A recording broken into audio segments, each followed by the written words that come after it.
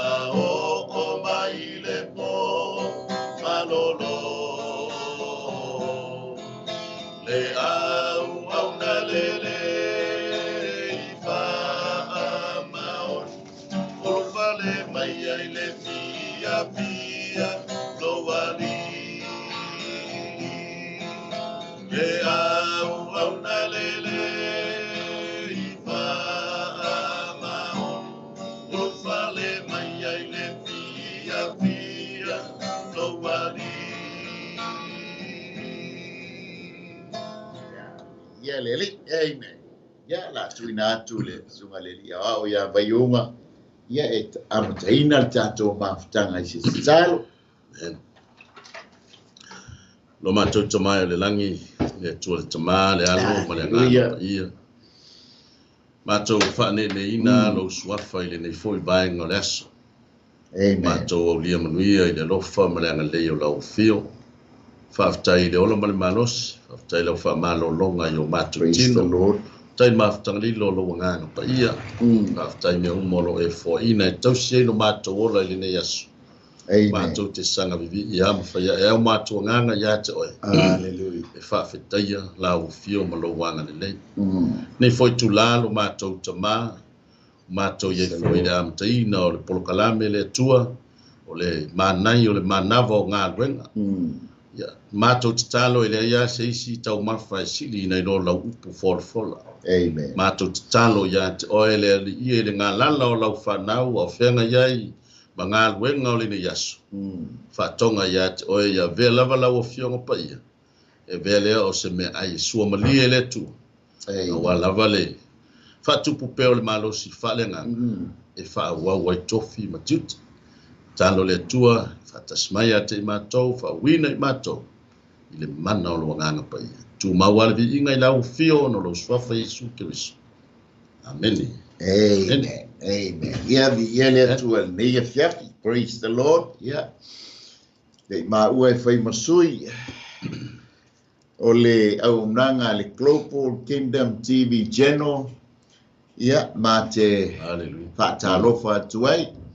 Ilana au nanga ia polana pol kalame ia ole MANAI o MANAVA le MANAVA o GALUEGA talofa tuai Samoa ia il po ia ma mamalu ave ese o seu tanto watuno ia whaatalofa te fo I le ainga o ke riso, ia po paanga o malava le Global Kingdom TV channel, ia I lato fo I o muli tai le nei au unanga, whaafitai lau te talo, whaafitai lau tāpua inga, ia whaafitai fo I le siaina, ma le tufaina, ia o le nei au unanga, ia o le lima mamae, ia awane malo o le atua whaatalofa te foi, ia te I company o malava o siaina le tātou lango sua le tātou por kalame, ia whaafitai atu le tau pito la au, ia whaamunia te le ale atua whaatalofa te foi CEO po le whaatonu, ia po le sunga foi le whaawhiangainga ia Mike,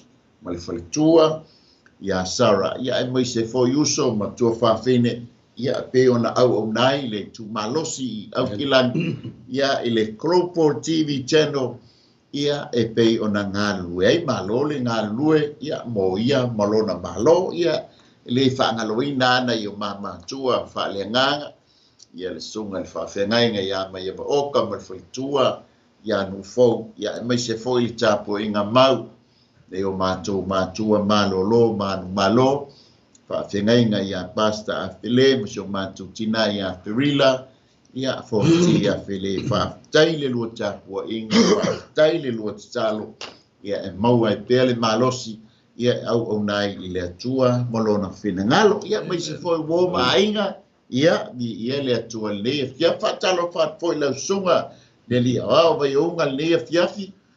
Ia, whaatalo whaatu I lau sunga ulale, ia whaafitai le atua mofu, le nea vanoa, tātou e whelo iai lungo peau ngālu le ea. Ia, whaafitai le atua o lo mo pel soi fulau le lei lau sunga. Tai lau. Mai se foi o le whaafoino tūlanga o unanga ma, tiuti. Ia le atua, te mai o le sai kuka tai au. Ia, le foi la o whaau au le kuka o le nea fiafi. Ia, awa lama foi ia le sio tātou o tunu o lo ngālala pe le fia maua o le se tau mafutanga tali fo I sua whaaleanganga. Amen. Ia le se fo ba nei o le fo ia o nanga. Mana ia fo I lau. Nanga so se amantua fo. So se tangata kuka e mua lau de le kuka e le ya. E le lau wika. E mua fai de le talinga la sua. Ya au le lau wina tu ia le ala tu talia. Ole mea lave tala, mea ngale ki whaasala le kuka boile. E saha o le tau tūwainga, ai mala le kuka. Ai iele si kawa kuka, mo boga, mo kele I le tau mafutanga le kuka, awa le avea mo I la tau nāwe. Ia, iele le. Whatalo whatoi, fo tāpo kalame le o ngā sese. Ia, oi. Ngā sese fo I tua o tūnoa ma, nā tau o lo whapeo, na whaia le whai mo tau tuai. Le ngase seino to mafortino nei le fa le ngaina lo to ngalo no fai ia no sina ya wala foto singo la inga nei matua ya male lo tele o le ainga ya ele yo lo fa manuia le tua o le sia manuia sili ona ele o man malama te le tangata ia ile manuia lilo la mo tangata ku e te lo a fa fe te ku ka ngai Pate te ingala le lau tala noi tūlanga tau kuka. Ia. I mela ia baking. Ia. Ama pe te whaia ngei le poi popo I le. E toi whaia tae au, vai aku. O le la wa I mai oe se mesa whare tonu whaingon poi popo na. Ia. Whai lo hio pe rei vai kele palu na. Wai whai ngei. La whiolo. Ia. Whai tae au, vai akua. Wale leia ea. Ia. O le ngala le na o le sfamanianga lilo le na tangata kuka. Ia. Kusa e umatula le pe lua tolu aso na ia whaia le kuka letas. Ia. Mokua ke le longa sila fia I le toi ngā whainga I le lei e matoa. Amen. Well funny. Awa koe la, e se mana I o si sila tu I le mea ai la sa lau lau atu. Ko la fia tau sa me tangata. Ia.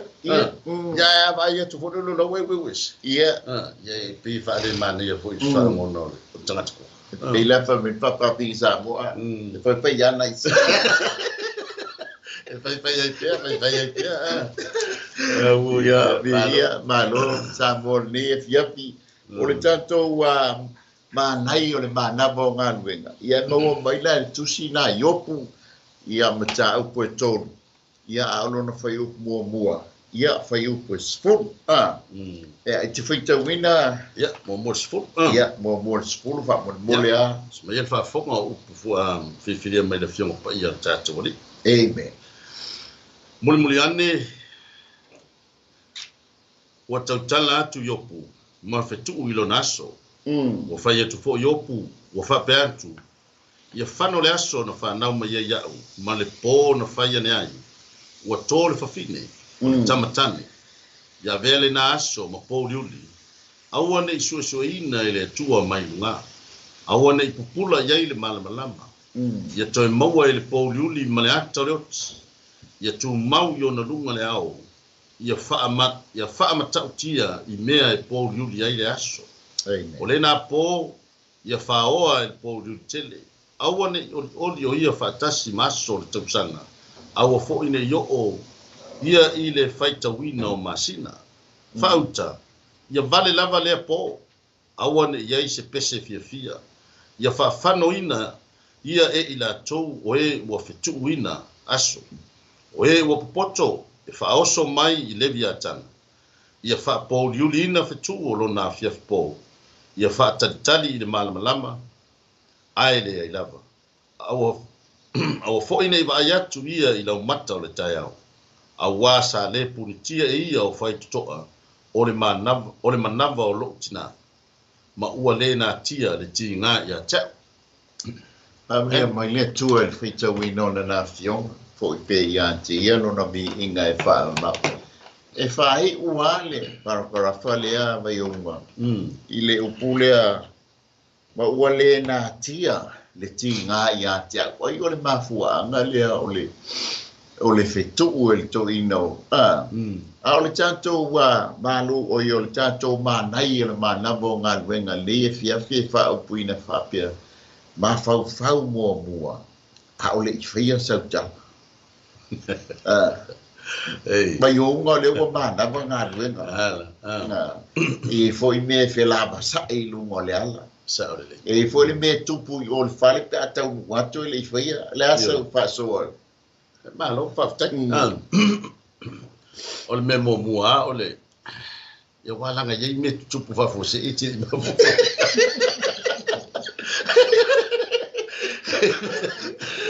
Tusa o le aluatu o ele te aluatu. O le aluatu le te aluatu e nunga na watele tanga i whare. A pawale me le ta whape o tinala sa whamuri mai. Ia pota mafo le whamuri mai. Le la oe aluatu nunga na watele. Pawalo no ta inga. O le ase whawhero i o la whawhero i mai o e tinala ai. A wai lua whawhero i masani ai fo. Ia tala noa ui e matou ai. E lua whawhero i e. Pe muamua. Ia, ua sau. I palo. Ia, lona lua. O le leio se whawhero ai. Lona lua. O le leio se whawhero ai. O me lana fo ide le da e tūro le me Mafaufau. La e me o tupu. E se me o tupu. Le mana ia la o lo watu i lunga la tele le tanga il whane. Ta pena atu lo Mafaufau. O le a le tuainga. Le tuainga tali o e le la whatali mai o il whane. Pe la le atu langa iei. Tawana lava ta pena tato. Lava tape. Ava pe o la watu fo la ni foi el kuka po le be fo la ala na le fa felo ia taita. Ma foi la ilo el lo el tinale ai ngala mo ko fai. Fai se ka ko pai o ke ma no mai. Ale la te il vai mo ko so varia. Ala ni fai se ko. O la ira de ir watu la no ka le fia ko o ke ni el lo mutua. Ale ai o le o lau pe fo ele o Mafaufau se me ele o fifia ai Mafaufau o kwai no fai kuka amen mai e pe o le wo pe la le tala yo o le ngā tia le o le ngā tia le tiga ai sa sa o roa pe la tala ia wai he te mi ka ko ki o fo lungo le ala ia wa ngai le i fo le bo anga u MANAVA le la te nau atu ia ai kolosi no ia o le fautuanga por kalame Mafaufau mo ia Mafaufau mo mua ai le faia sautala ai le faia foi sau ngai oinga i te ufatali ma le tina tamaiti ia alawa ave o le pui o nga wo so me le fitau dunga le hala ia Mafaufau mo mua ia le si foi mea ai pela on sau no le sunga le ni ai la tu le faia se kuka ia Mafau no fu le halo Mafaufau ia foi me sa tu ngi ai ia le tina ai mai se alo ma le maloloa o nga ia nga New Zealand le maloloa o nga o la le lopo fea la esa ia le tina fa nau ia me se foi ta me po o le shopping le la ita ke nau watu o kuka me la o le tonu watu lau ai la ke le pio le ise tina a fe fo le fa tali mal tina por tama masanga fo nga songi ia ai o watu le afia andene wole se so saya pa pero iso ya la cola iso o songi pa ia ele o songi pa ia pa yo ai ia Mafaufau va pena kauanga Mafaufau mo mua ai le faia sautala ai le faia fo sau ngai oi la ko le fili o le fia poto ia ele poto fit ai oso mai fo i lenga mangai ia lo waso fia o manga wenga ai mai se fo maftanga tina te afi o tina le ba ia fa na o ngolau tuwa o ia po tina fo le wal watu ai o le tamala sa no fo ba i tamiti ua kele la Facebook kuma TikTok ai ngalo lo ngalo la ni o le wa ke ia le kilo pa pe pa ka su ru ale o lo ka fa ngala ke ia wa ku dale te ale sa ta TikTok male Facebook ya elise pa ke irianga ai pe ia Mafaufau mo mua eu foi lá le tina por tamala pa tani mai le u foi atu le tala tamale le venga por tina ia punga mai lo ai le Mafaufau ia sa o le o la sa fia ngai sto ina fia o manga wenga o la foi sa fia ngai tina fia o manga wenga o le no for fale mtamai ai to ale tai Mafaufau mo mua ai le faia sautal ia pe fai foi sau ngai oinga e pela ona ia le tatou MANAI o le MANAVA o ngā wenga le nei fia ina ia fa pena ona moa pea le ainga toa fi le bu le ainga fia ia avea pe fonta ua le tae au awane ia avea o tatou fale mo tatou ainga e fa pena ona lamatia ai nei e tatou whanau nei o tatou tautonga ia e avea o se me mapu mai ai le la fa mai e fa Iopu muli le fa ua ua le na tia le toi ina ia ona tinga ia e pe ia fo le tala foile e ta ua le fa sau fafo fa sau fafo aua te nofo ma se tinga ma se mafatia e tono lo loto le anga e tupu ai fa la vela ia o e mau le sau fa soa veiu sa le awa foi la ina wa e au mai tatu si faita fo ima tatu si faita o la te mai faita mo Mafaufau le se relate fo ile le nga i tu langa o le MANAI ia o le MANAI po MANAVA nga venga fo le fia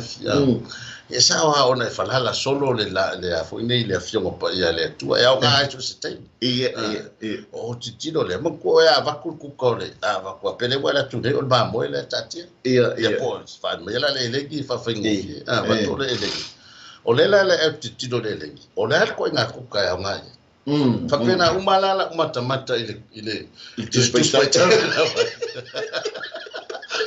o va pena umala o kilo i tu spaitau le au mai po le hale tu ai nga kuka ya nga e fa pe ma kwa yo le lo po le hale se sota ina ai no wa ya mai le tama ta au tu mo Mafaufau fa pe Langa foi la o le si de vaenga e whanga muamua o le Mafaufau o le tangata. Ia. Wha mariaina le ngā lala o le Mafaufau. Ia. A o le yo atu le a foi le e muria i foi se manongi o le tausaminga i le tino i le ai. Yes. Na ilo le wha mariaina o le Mafaufau. Amen. Le winga o le wha matalanga. Pela na ta ua foi tūlanga teimi o sola ia langona e tutupu i lunga la watele o langona. A whapea e ta pena lo Mafaufau ma e watu foi fale o le ase se ni whalongona o le ase langona o le tina o le au mai. A la ua ma ona lo Mafaufau. Ko a le Ko a le leia. Ia. Po le alava ala le ngasu. Pe fai mai ase. O le lava le kai. Ia. Pole. Vai foi la ia whaalisa o mai e iopu lan tustusinga. Ia. Wale nā tia ti ngā i tutonu ia tia. Yes. E ui anka ko makamaka ku le makau. Ki o le meo o ia i le. Ia le Mafaufau ti ngā o le tangata. Ia ai wale nā tia. O le mea ngā wapua ina mai e te malo i whafo. Ia. Langa i leo se mea whaingo fie le tutonu laua. Sa le lea. Whafsanga i mali. Ia vi ele li malo mo faso sa le ai meisia ia fa fi tauli tatou te fia ngai le taimi ma le taimi o le tau o le tala le ele ina tia e foi lele wala ngo tasi le mai le wo ye wo batua pe wo tau fi lotolot lota Mafaufau Iblis fa tala E sa o le leia. fa soa i loto lua fa soa i nei o batua o le au ngai o le fa soa teila na ia le fo i tala le ia yo o te fia mai ele e fai mua yo ta mai muli ande e fai o ile mata o pue ala tala noa ile me le fai o ngol mata o pue lua pe tatu tala noa e fo le vai aso ne tene I wo ye to lua a Iopu. O le tama le o e fasa le ti mani. O le winga le upu e fasa. O le atua fe to nai. Ia po le atua fa soa. Ma tau lia foi lenga tala noa mai ia Iopu. E winga I mafatianga o le tangata. Le lang fa soa mai. E o mai foi le tamo pitati sua. Ia o le atali e te ua o le winga lo nei o le atali o finaunga ia pa o tali tonunga. Sau fo Yesu o lona finau le I le lalulangi. Ia aua nei whano se tas a ia maua uma le ola e whaambau. Na tala noa mai fo ila alta maloa I le anga I whanua matu o le tangata soifua. E tala noa mai so wharo na ama. Wha mai o le mautonu, o le winga le upso fara, o le mautonu pa ua tau mate, e peila o le tala le ai.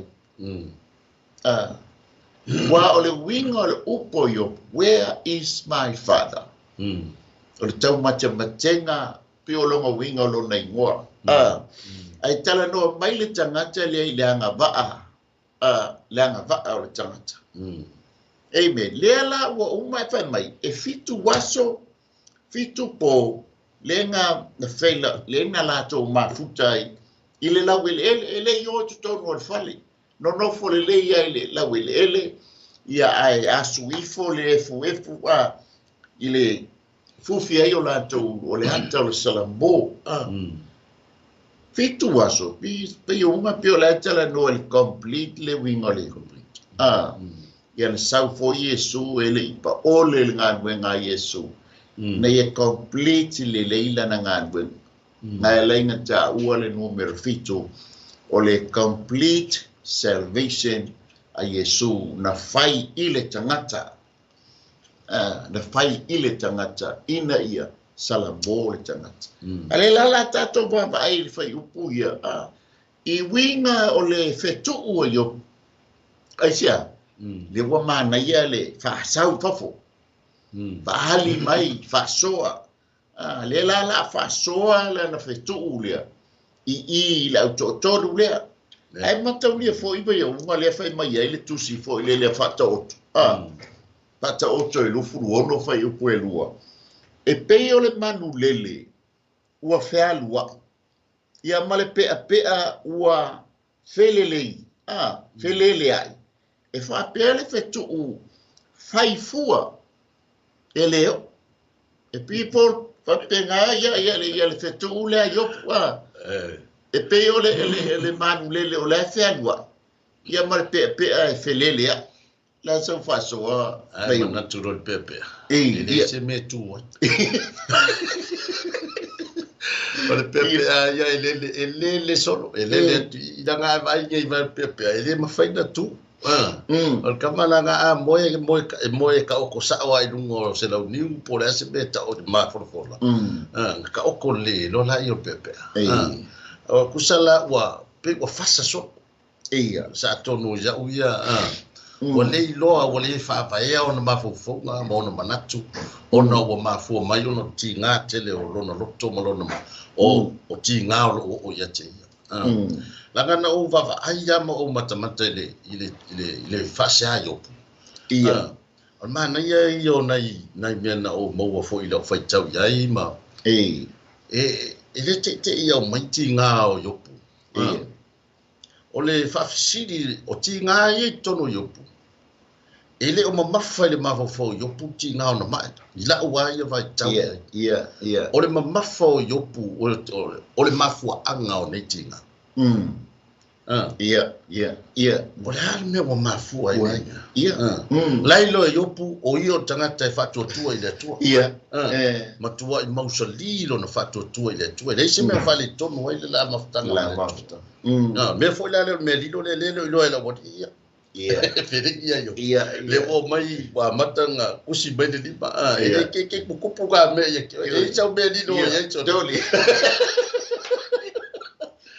e ngeu fa por e ngeu me lilo ye ke kupu ga me kusai wa ye disi fa tau foi fa pala nge va pe good things happen to good people and bad things happen to bad people kusai ye me la gona fa pena Zala ona uia ndama tamata pifo na fafsiri ma au mai futulanga ole pewa a tala no o malanga le wa pepe langa au mai lo pepe o foi ngofia langa tala no manlele e foi tala na bawan ta Mafaufau ai au mai pepe nga vele pawal le ma pepe e fa le ku le ke leva ai pepe e kusela pela o fori nga mai ya bato foi male upo fa nga o fasa so o le lo me o le mautonu se Mafaufau nga tas ia lela o ile aso na fa no mai o le me fa pepe le ke ta to fa tai le tu o dia le de aso sa e so o mai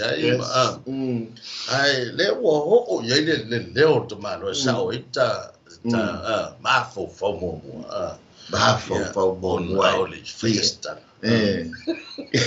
pela o fetu pela fa bel fa tauto o que por foi fetu vai que o fefele se fetu e o fetu o mai o ile tu aí ele se fetu cabe solo la lele alba lele o po fe me tu ai e vola pepe e vai ia pepe ele mama go tu asa vai ngai le tui ngai le no pepe ia la ngala kusoli Mafaufau muamua ai le faia sauta e mata le fai muamua o le fai upoigo e pe le wa se fulu fitu le inga fai le famtalanga yo e pe wa anga fitu uia le wala unge le wali ia to tolu le ala tu tala noa de halu le mai yaso atoa o lala I fafo wafa me no nofo ele I lungo ele ia mafaile la to ngaluenga le o le asu o le lefu lungo o la tu ongo se ti nga wa o ia yo ale fo la wa tu fesili ele wali ia wana wo ia ai mana ia lale fa mai le fo mo ia fano le aso na whanau ia. O tasi lea vaenga o le fetu o Iopu I afo. I lona aso na whanau ai. Le la fai mai ei whata otu. o le fetu o la fiaso fiato fa e solo e lei lo le metu ai o foi la te pole i vai te me ele Mafaufau muamua fai se tal ke ia le ua hatu mai se tu loa ia se fetu Ciao che kamaki. Le meti na anga fa peo se si. E ke ia le wo so Malaysia. Ai Mafaufau lili. O le faia sautala. Ia pe fai foi sau ngai oi. O le la fa mai le banga bo ia fano le aso. Na fa na mai ia. O le aso fa so ile banga mo le fitu oyo.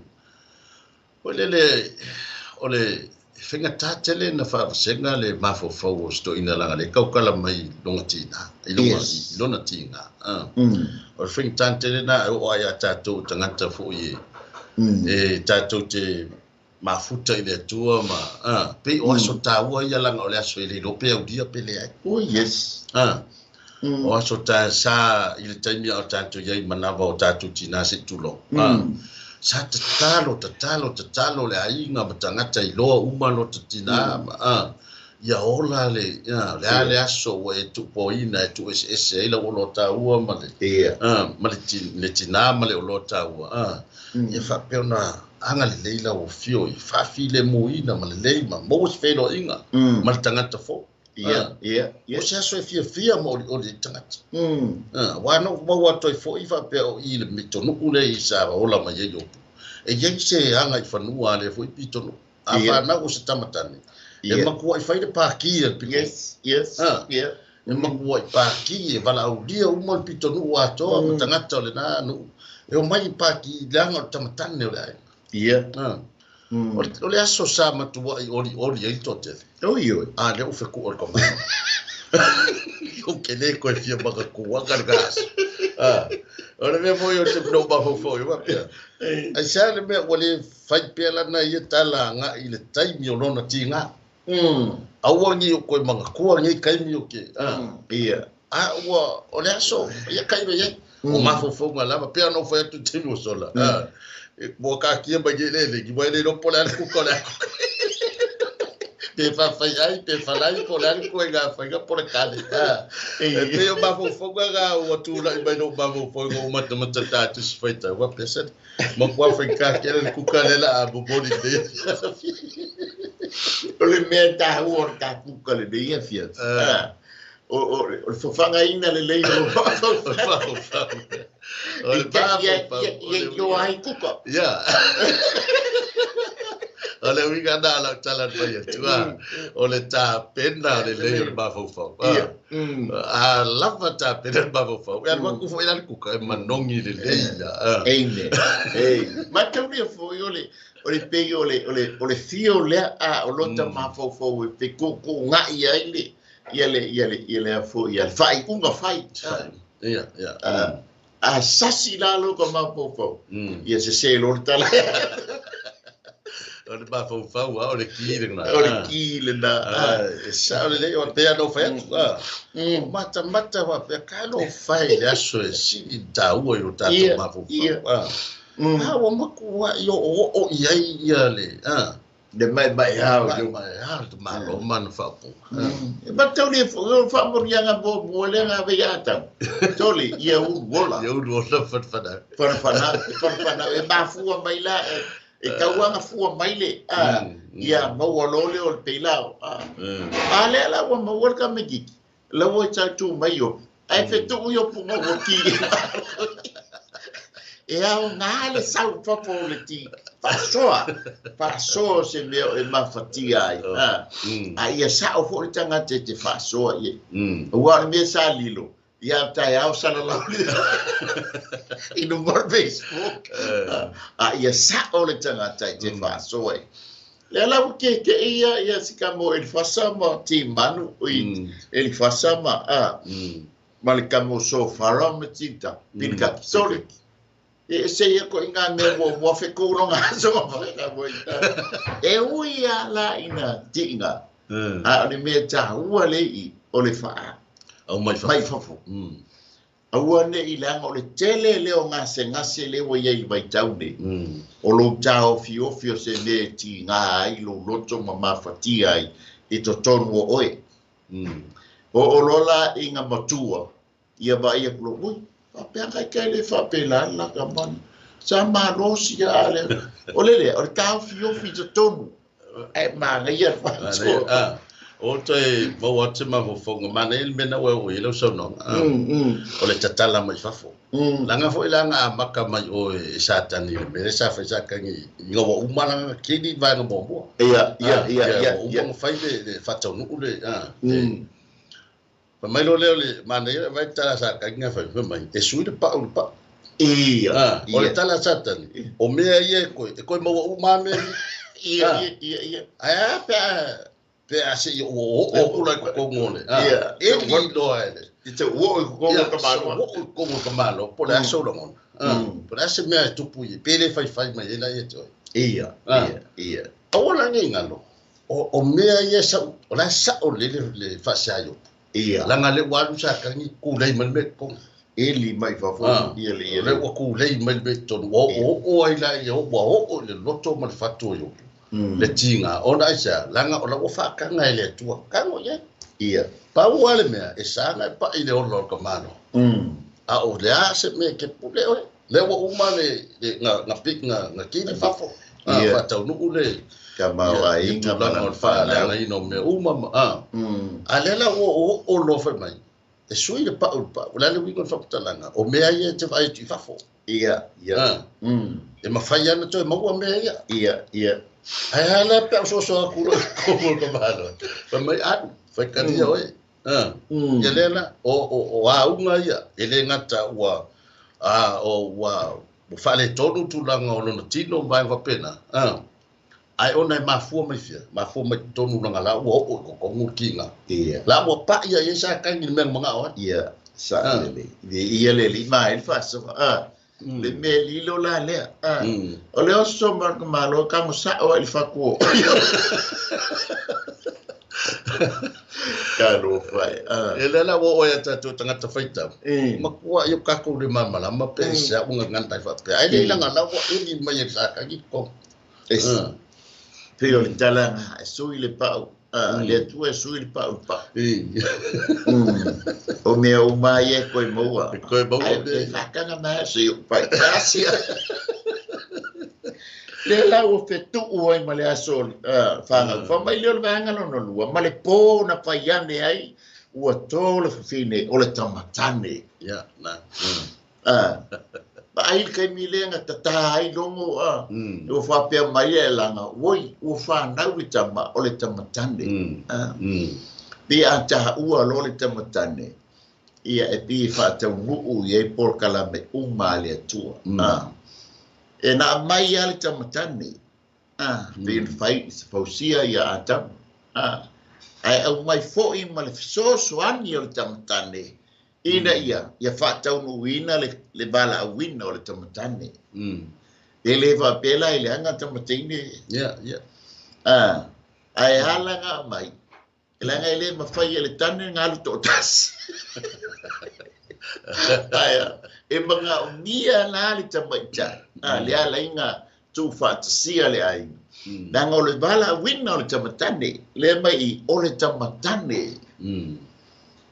o se fianga le o se ainga pe afa ele le anga tamaita ai ono le tamatane na te fa au wina le fa ai o le ainga ai pe o tatu tu fa fine ia pe fa ainga lo ia la tau avele e ia o le fai o siona to lua siona ainga ai o le fianga le I o so mai se o le tamatane o le tamaingo ia Iopu amen ia se fa so ai mata ia ele ngata le aso le fa na we ale o to fa fo I to Iopu le taimina to o le fa fine ia o le taimi e kusa vai mau ke le me o ye Mafaufau le ngata o le taimi wa wai pe ano fa yanto ye le tu mo le anga le pito no fa na o stamatani ya ona failo se paki o matu ai vala udia tangata uma atono ye se fo se paki no faile pole ia ina watu matu ye tato ba tato fuile matato ia tu matato wanga e ta ua mai losi tasi wa famani ina wa ia le ngata wa fili congratulations ia pete alu fo i momoli isi te fungala au ile taimi o life ato ata ua mai wa famani isi famani ia o lela o ile asolena langa fo ia o la ngona o fia na mata mai ala le taimi na tatalo loa ia o le taimi fana wa ia amen ya la o kai bos ya ke ko wo tol fa fide wo o tamatan ya le wo naso o ye mai hao o no le tangata le nga amaka le li le sang ye fa le nga le peo ne eta wa halu wa it ton wa le fatu mo le loto ma le Mafaufau yo le la u fa ngana mai yo o le o le afo mai ao satan ile loto ma le Mafaufau yo va pe il fio le oso il na mano va pe na fu na te bigi wa ele ngata nga oso langa fio o le tino ai oso ta malo oso le Mafaufau ma le loto le melanga ye Mafaufau mua ai le mabulu sau ia pe fai foi sau ngai oi la ngai oi ngale al fili le sau makwa tu ia tatou pe fa so tatou i tatou Mafaufau mo tatou loto ai le foi se mea wa mai ale Mafaufau kwa ba ai la ele lila turia la ila ngamele sa fai le urke ia manto ia e fo kai u ko kala ba fa pe o yo pula fe mai ai le o kamale na o nganga mai ko kama o ga no mai torba pesa si dia nga no kiringa o kai mi ai ke sa pa langa la ngona nga na wo o tonu langa fo la o la lo le satan e ye fa man yanga le du matu yes la lo le ya satan e ke le ia o le wa ave sele tu le ke le oi wa fa o matia le tele o me mo mua tamawai no fa now ya lela o sa vali mai bo o ma yo tino ai fa te ia ai la le ainga ile ia tangata o le fo pito no to vai so le o si ya ku le yo fa nga wo yo pule o ko feola mai ia o si ya ku ke le o la fumango ngai lo le mesa ia o si ya ku la lo le ya satan sa siki mo pinga ka bale ali so ale sa si de ngo fa mo pinga ka ali so ya awane I lo hale matauti o le tu yes ile sila sanga le la o ya yo ya amen ka bale le fa yo pule fa pa mai ia avea le na aso ma polioni fa kwa o mange yang fa malama polioni la langi sai ale o fa me yo i lo le aso le ngo fa na mai awange yo ye siao ngal polioni ia o so me e ma ko li fo sa kangi o le polioni o ya sa au me na le fa ko o le te ke fa pe ai o yo pu anga o pu ia le ngana ai ka mare la nganga mai ngana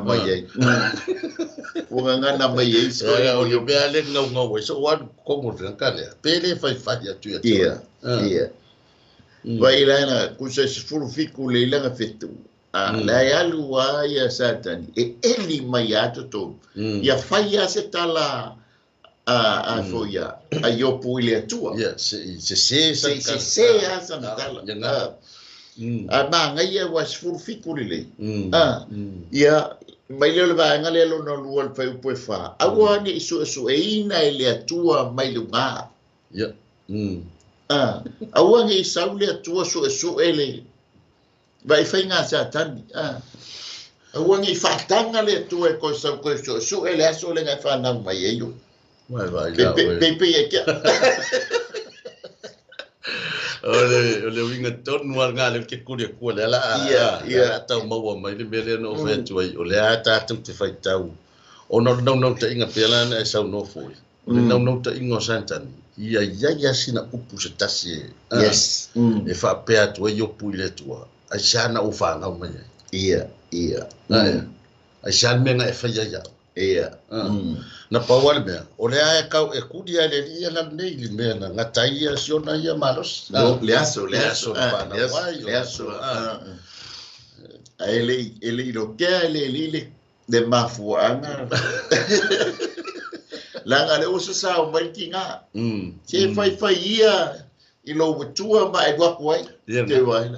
Le wo so sa kangi o so mai o walanga 𝚘𝚘𝚙𝚢𝚘𝚎 le.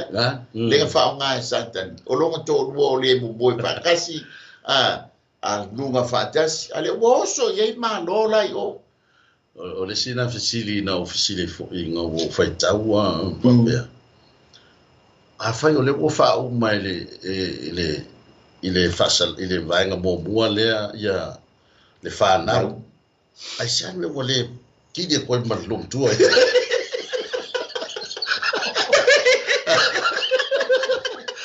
Sai o te singa ngo Mafaufau.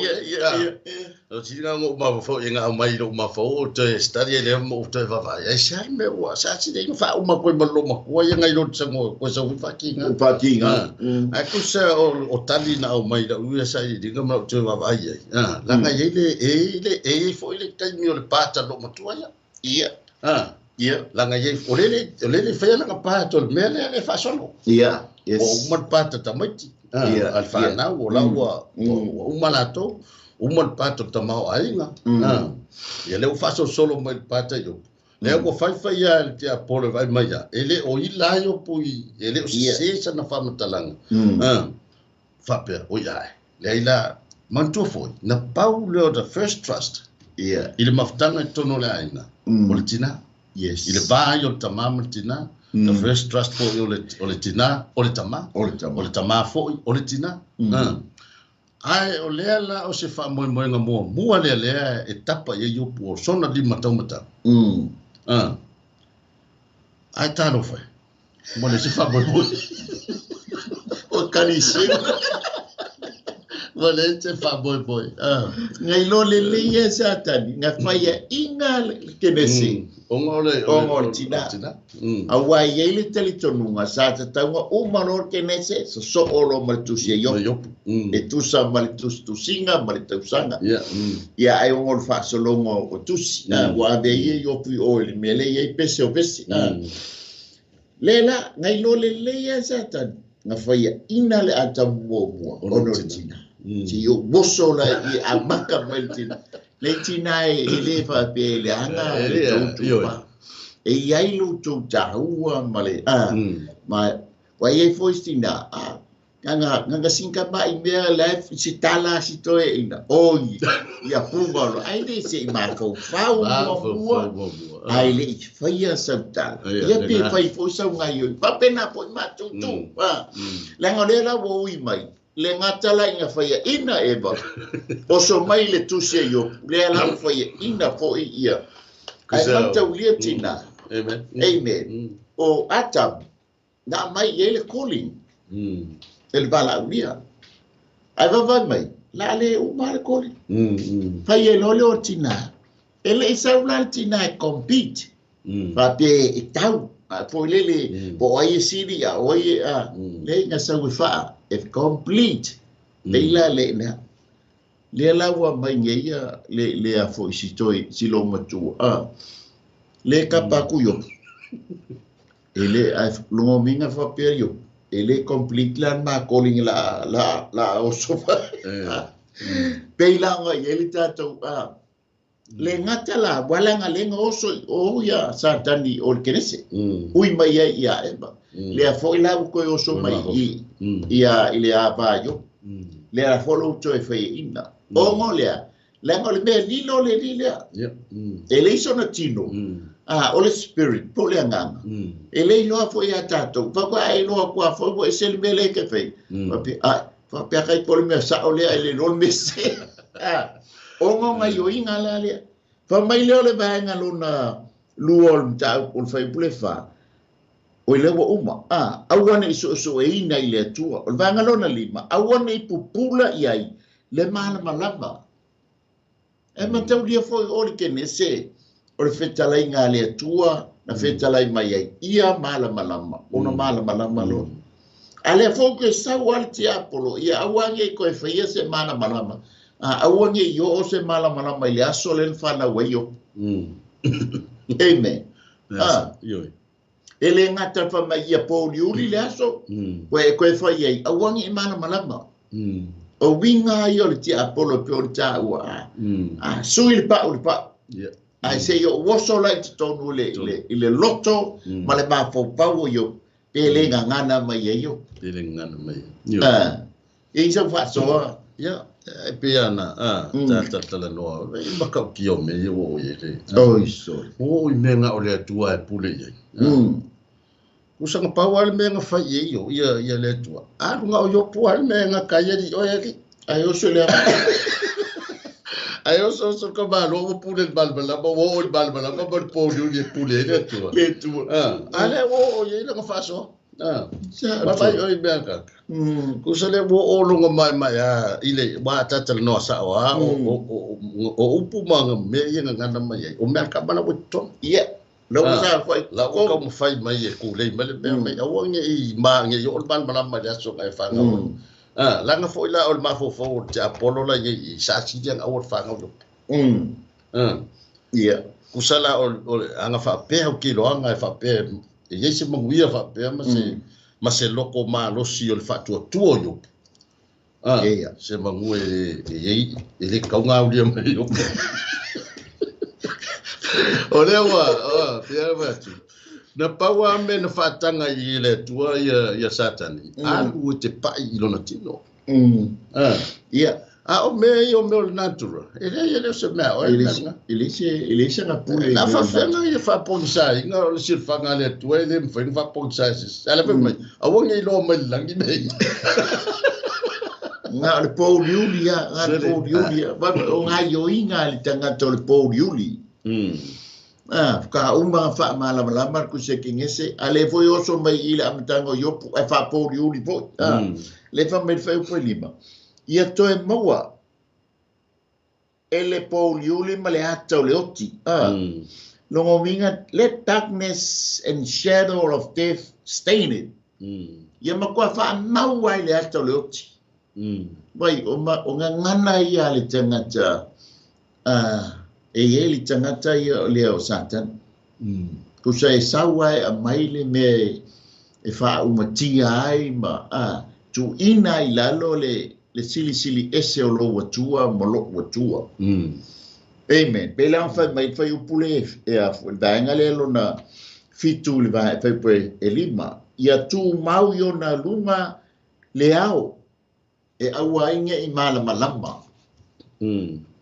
amen e fa mai le vanga lo na val ia fa amatautia fa amau fa amatautia I me po yuli ai le asolet blackness of the day terrify hit longo winga makua fa po yuli ia amen fa fefe ai skoinga kusa pe anta o le manga o asatan ia ngana mai Iopu I se fa ukuma se tala inga ia ta lea ngai nai le atua pe faia I le atua o le mea maa ngai a lea o le ahata ua fai ngā le fili le pekti le lua maafutanga ai mai se fo tonu ai Mafaufau muamua a o le faia zauta amen lea ngai ka ia fa me fale I kua pekele ka ye Hallelujah. Oh no le tinga. Le wale na tia ai ele. Ai esela tangata le fanga na mia ia yo. Langa le punga ka malo ko langa o yo langa. Yo. Ye pisa fa so. Ena. Ole o fayasi mtau tete. Se pia na tala nofo. Ni ya me uma wo fa ngana ina ile. Ia. O ile ao wo fa po lu le te malo. Ya ile se me lilo lu mo se fa ngale tu.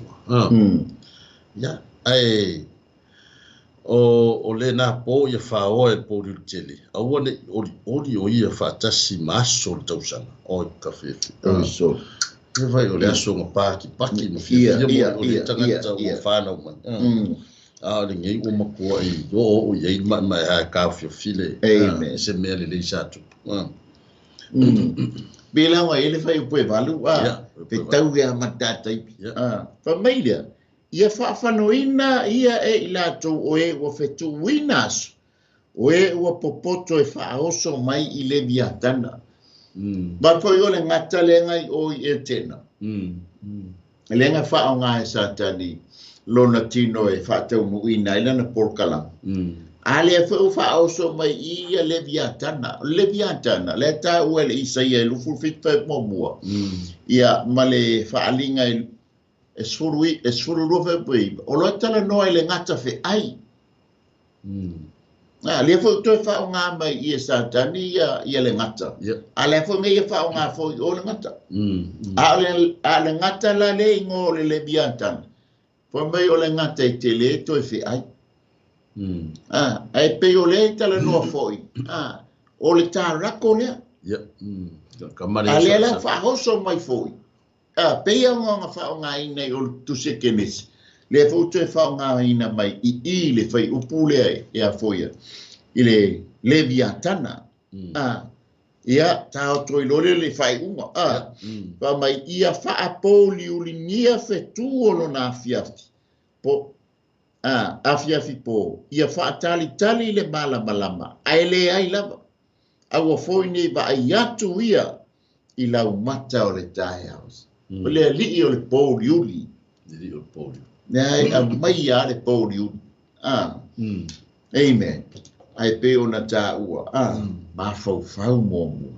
Ai le faia sauta. Amen. Ia pe sau fasoa. Ai le fai wina le tatou Iopu no fitau ia ma le tatou tengi fa. Mana tele le tu e fa tu ile kukole ne fia. Ma sta ma fa le nganga o le fia. Awalanga o ni ia me uma wa o mai fa foi o polo o mai fa foi lona tinga. Ia e mai sei. O me o lo fa o so mai ele tangata le walu te tonu langa o le ku ye fa tanga. Ia lu te tonu fa le ngamba se bona se tala fa ye yo pu le tua.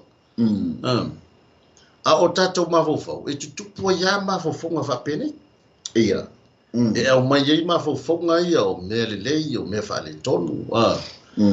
Ai o le mana ia le o le kuko le fia firma se flavor fo o mai o ne fia fa le nga. O le tato matala i mea tato tala ia si tolo. Amen. O mea sau tonu yo tato yo fonga fo i masi. Mo tato so motu se tolo. Nanga e whao ngā fo i le ti Apollo. E wha leo mai ei, ma kua si kamanga lolo whiwanga e wheme ti Apollo. O si mea ngā le fia i gisiro kele. Ai ka le pe le fia kele le mo runga o le. Le whao Ma tala. Mea sau yo tato fonga yo tau fonga fo i mane. Ma se mea tato tau tala i tele o taimi. O le tato ma tala. Nanga tupu ai e fa pōri uringi ai tono le ai. Male suru e mala. E fiu e koe kau wha makala lau bakar kai au, mo le pio matala lau matal tai au. Pe au ngau fiu fikia le ai ngā le pōsa.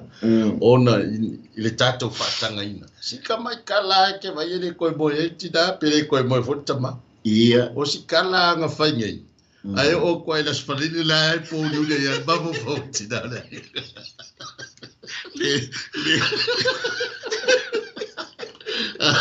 Le fai ko ya la fai la bata o fa po ri ri ai mo le fai te ba tala la mata tai au ne ya me uma vai le tele yo vai ngana o mo fa po sa ne lo so do nga tanga to po sa li ton ai ko mo fai fa po sa le o lo fa tu o yo.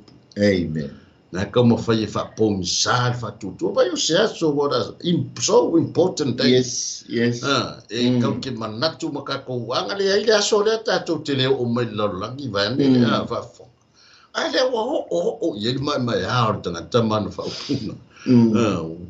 Ya ta yo te le play minga yo langa ye tanga tala eli mai tonu langa la o fa matalanga ti apolo o tau mo fei fa pong sa le o fa tu o yo se lu tau fo mo tanto ta o fo ta ma o tanto ainga o ni fa pong sa ina o tanto o fa tu amen fainga le li o la ya o sa ula so tu los amen sali leia ia Mafaufau muamua ai li 𝚜𝚑𝚙𝚎𝚘𝚢 ia auaine ia o ia tātou le pōri uli whasolo atoa. Ni ofo i nei whanau.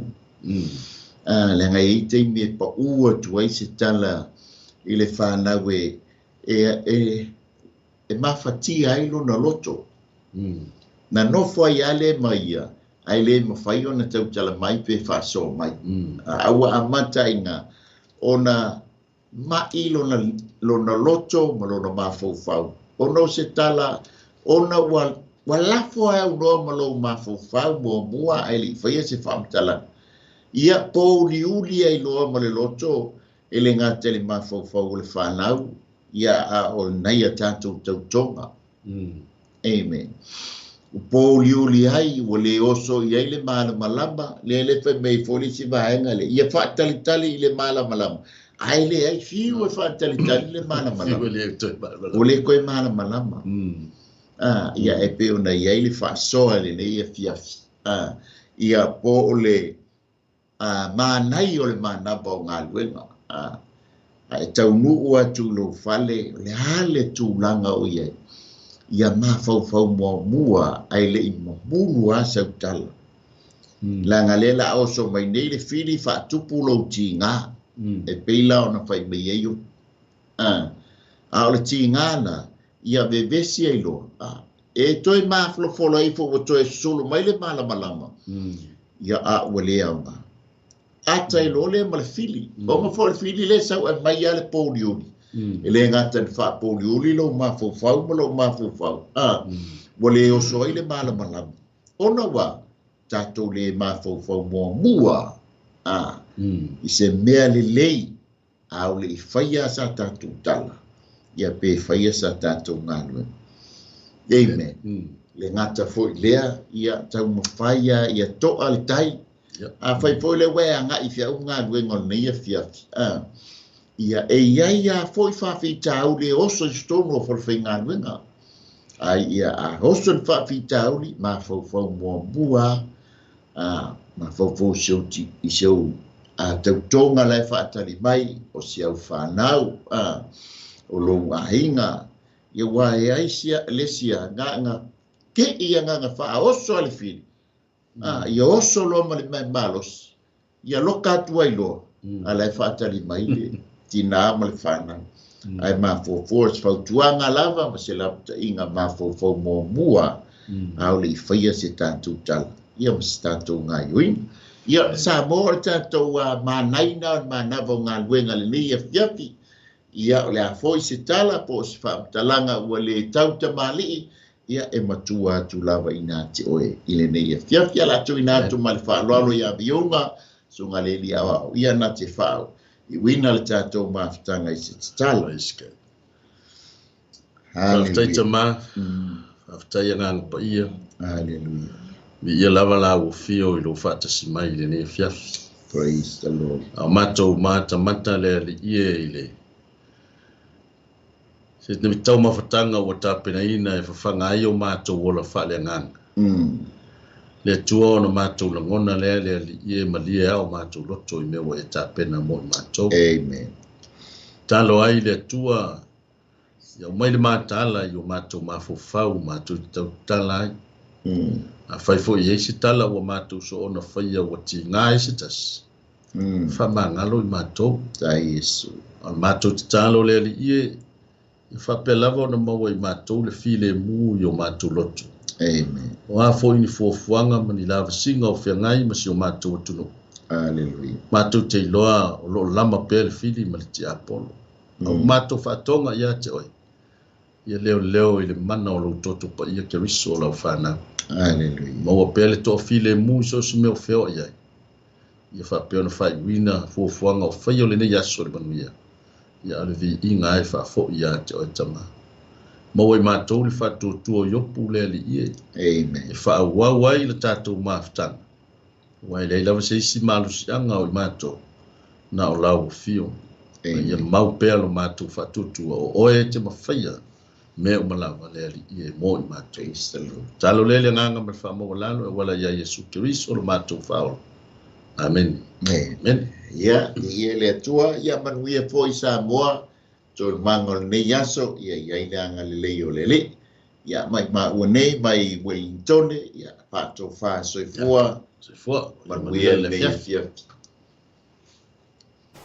Hey sis, where are you going? Oh, I'm just heading out to find a place to send money to my uncle in Samoa. Oh, why waste time and petrol? You can use UP Group Money. You can send money to Samoa and it's really fast. Really? Yeah. Can I sign up online? Yeah, it's really simple. Sweet, I'll do it now. Okay, bye. Bye. Sending money to your loved ones in Samoa has never been easier with UP Group Money Transfer. Our service allows you to transfer money quickly and securely from the comfort of your home or anywhere in New Zealand. Your family and friends can conveniently pick up the money from over 40 villages across the Polo and 𝚟𝚑𝚍𝚎. No matter where they are, we've got you covered. Our user-friendly online platform makes sending money a breeze. Just visit www.upgroupmoney.com.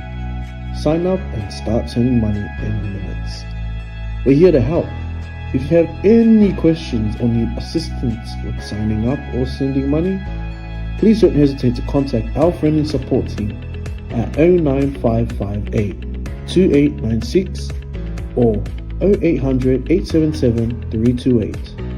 Or visit us in the office at 6/22 Station Road, Ōtahuhu, Auckland 1062.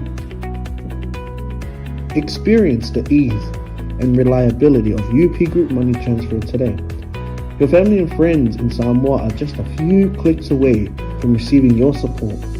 Visit www.upgroupmoney.com now to get started. Hey, is it true that your company can help us save money for our trip to Samoa? Yes, that's right. With UP Group Money's partnership with Vodafone Samoa tala, you can save money while you're still in New Zealand.